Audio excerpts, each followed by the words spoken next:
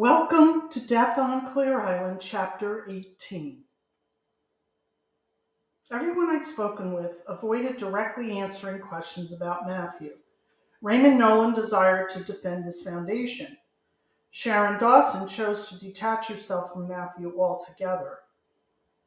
Was it because of her highly visible role as an investment advisor? I couldn't help wondering. And Richard O'Malley's career and sustenance banked on excavating and preserving historical sites and artifacts. How far would he go to ensure that his project continued? Would he withhold information? If so, how much?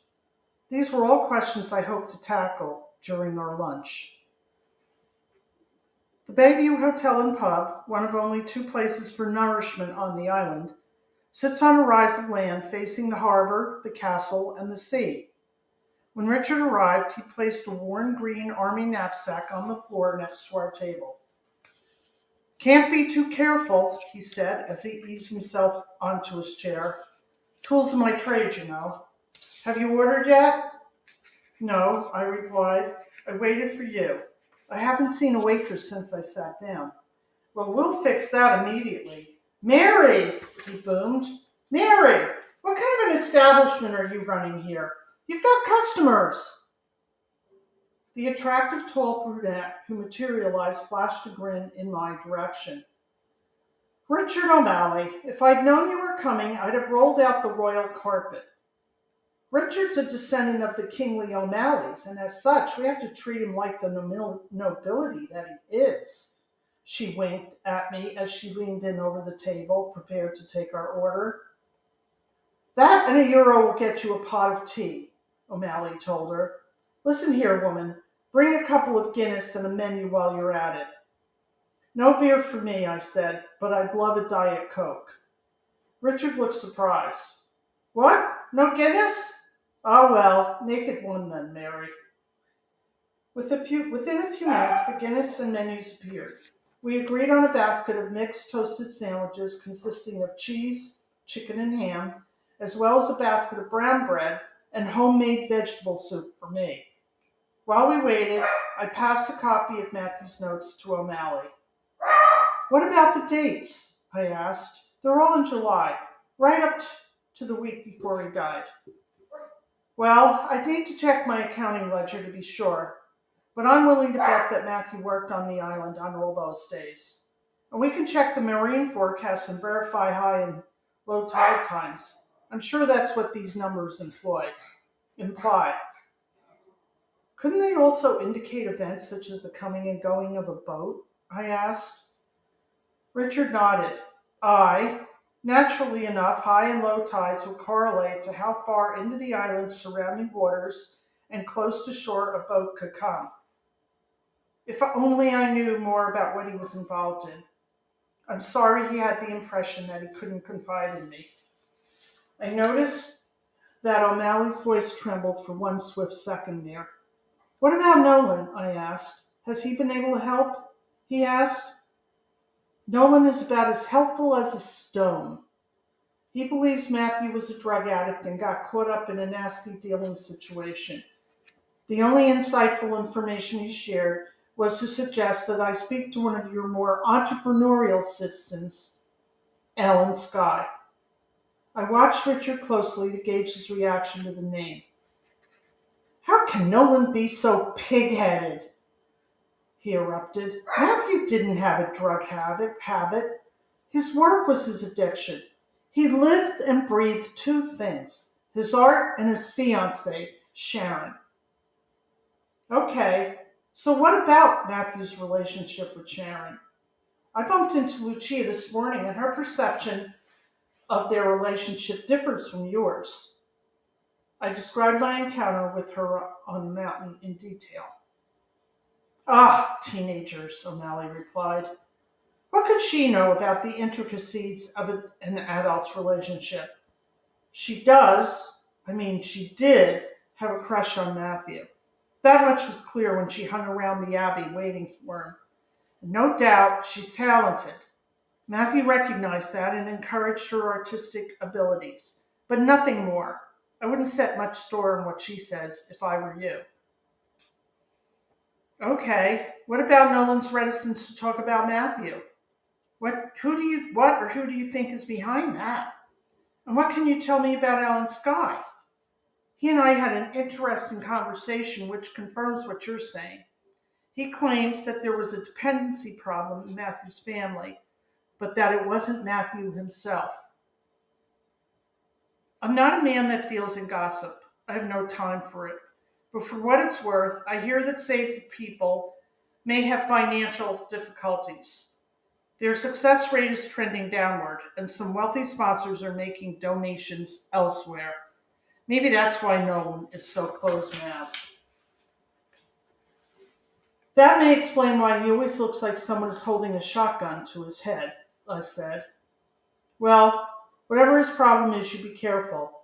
Mysterious accidents happen to people in Ireland on lonely roads where there are no witnesses. Look what happened to Matthew on this sparse, small island. His words sent a chill up and down my spine.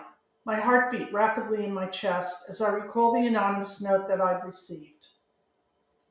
Do you think I'm in danger? I asked, forcing my eyes not to waver as I watched his. I took a deep breath and waited for his reaction. Yes, you're in danger. Aren't you after telling me you've been talking to Alan Sky? He's been seen in a fishing boat recently in the harbor. But don't you worry. We're watching him. He won't be bringing any of his dirt to Clare Island. Richard seemed sincere, and I liked him. He said the islanders watched Alan Sky. But where were they when Matthew was wandering around? Where were they when he ended up dead on their beach with a gash in his head? Sky indicated that there's a bigger operation than his on the island, I said. I can assure you, we haven't seen anything out of the ordinary, O'Malley replied. But if that's really the case, then we need to be more vigilant, don't we? And get the guards involved if we learn anything. He gulped down the remainder of his Guinness and waved his hand to Mary. She brought him another and promised to hurry up our food order from the kitchen. We spent the remainder of lunch talking about Ireland. I found myself telling him about Dylan, my adoptive parents, and my search for my mother. Talking to him was easy. His warm brown eyes reflected his interest in my story. He snorted when I poured out my disappointment that Dylan may have been friends with Alan Sky. Not likely. Sky keeps to himself. He has to in his line of business. Don't even let yourself go there. And no one's just trying to keep you off balance and out of his affairs. Richard then told me his wife had died early in their marriage and he never had the heart to fall in love again. Instead, he poured himself into his books and research. His last words to me that afternoon, life goes on, Star, pick a place and create your own roots, echoed in my heart throughout the ferry ride and drive back to Castle Bar. I'd always believed that by taking things one step at a time, eventually I'd create a path. Was I walking down my birth mother's path? And if I remained here or went back to the States, was I just living in the shadow of the years Dylan and I spent together? Before I knew it, Castle Bar sprang up before me, and I filed away my musings for future consideration. Suddenly thirsty, I headed toward the davit. Upon entering the restaurant, my pace quickened when I spotted Aunt Georgina. She held court in one of the corner booths, speaking to an older man. Just as I reached them, he said goodbye and walked off. Star, how are you? Georgina said cheerfully. Come have some tea. Any more nasty messages? Where have you been? Who have you seen? Did you go to Clare Island? I waited for the rapid machine gun fire of questions to subside before I began answering. Yes, I've been out there, and I met with Richard O'Malley. The waitress came to our booth, and I ordered a chicken salad sandwich with a glass of milk. My stomach growled, calling for food. You know, I was just talking to Bernie Smith, she went on. He's the gentleman that was here when you came in. He's a solicitor in town. He told me the guards haven't found anything new since the inquest. It's pretty much regarded as an accidental death. I shook my head. I feel like I know Matthew now. His work, his love for Sharon, his volunteer work at Save the People, his paintings, all indicate his compassion and love for life. He was involved in living. There's no apparent reason for his so-called drug use. Star, you don't get motivated to use drugs, you get hooked. Maybe something happened when he was away at school. Maybe he experimented to see how drugs influenced his talent. Why is everyone so eager to condemn him? I asked her. Why not give him an opportunity to tell his story? That's all I want to do. Give voice to his words.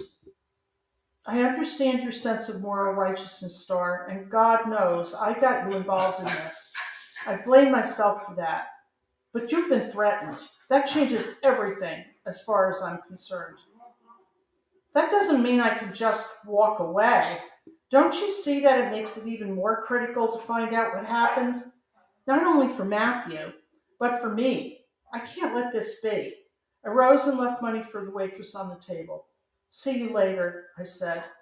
I kissed her briefly on the cheek and headed to French Hill. I was tired and wanted to take a nap, but I reached the phone instead and dialed Sharon's number. Her answering machine picked up.